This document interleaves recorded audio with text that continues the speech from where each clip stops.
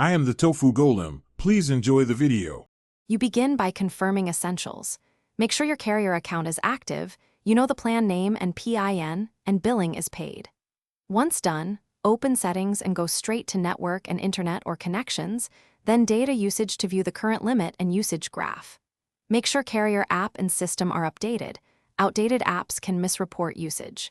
If you use an eSIM or dual SIM phone, identify which slot is managing mobile data so you change the correct profile.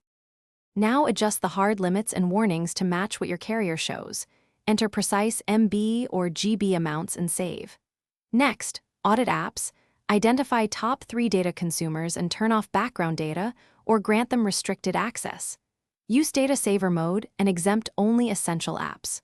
Also inspect tethering or hotspot settings because some carriers count tethering differently. Disable VPNs or proxies briefly to ensure the phone's counter matches the carrier's records.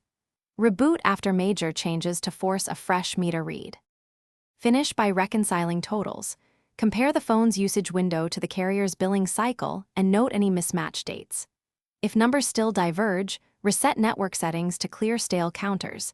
This will remove saved Wi-Fi networks, so have passwords ready.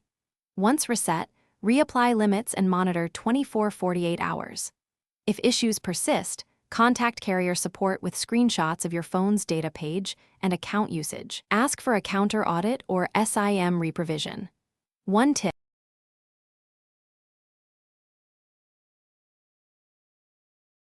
Thanks for watching. Consider subscribing if we helped you today.